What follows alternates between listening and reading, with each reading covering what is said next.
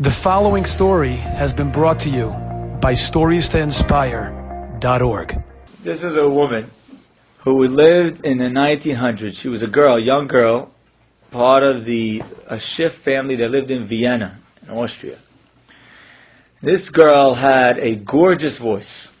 Gorgeous voice. As a young Jewish religious girl, she wasn't so, she can't go, she can't perform. It's not.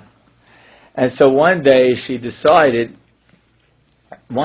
came over, actually approached her, and told her that I can get you a contract with an unbelievable, to sing in front of great ballrooms and tremendous concerts.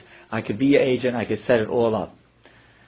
This girl, young girl with a great voice, started to picture, standing in front of Carnegie Hall and singing, whatever they had in Vienna, but singing in front of great crowds, and she was getting into it. The parents heard about this, and they knew this can't be good. So they called in their rabbi to come in and to talk with her. And the rabbi sat and talked with her for a while. And rabbi saw he wasn't really getting anywhere. So he told the parents, he says, call this specific Rebbe. I forget the name of the Rebbe. I only read the story once because I was running. Call this Rebbe. Maybe he can talk to your daughter because I don't see really that I'm getting anywhere.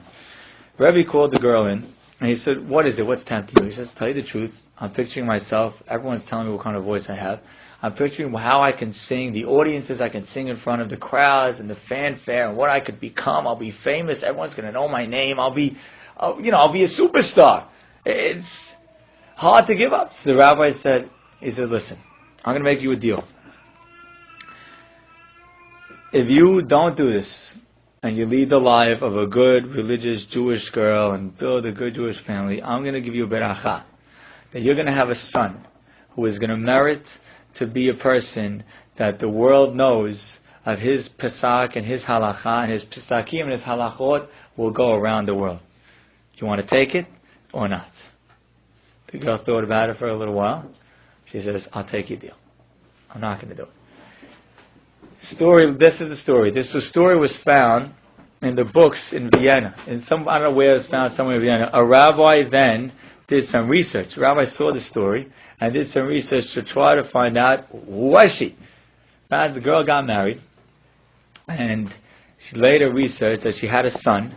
His name was, I don't think you've heard of him, but his name was Rav Wozna. Rav Wozna, he's a big posek in Israel. He has a book that's actually used in yeshivot across the world. You heard of Rav Wozna. He's a big posek across the world. And the rabbi went to this Rav Wozna and he told him, he says, this is the story, mother. He says, I can't believe you're telling me this. He says, because as a kid, anytime my mother wanted me to learn, and she would always tell me, be a good Jew and study and learn. You don't know how much I sacrificed for you. And I never knew what she meant. And now you're telling me the whole story of what had happened. And he was crying. He says, now I appreciate what my mother did for me. Every mother needs to have a little bit of that. A little bit of Rachel and Leah. Rachel's eyes, when you saw Leah's eyes, you could tell how much she was concerned of what her family was going to look like.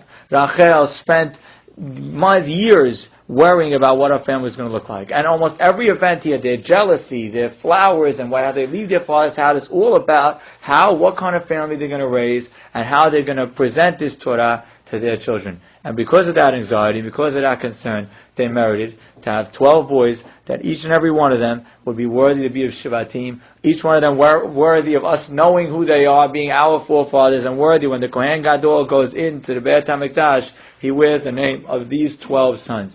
Why? Because two mothers cared and were concerned about how their family would be raised. Enjoyed this story? Come again. Bring a friend. StoriesToInspire.org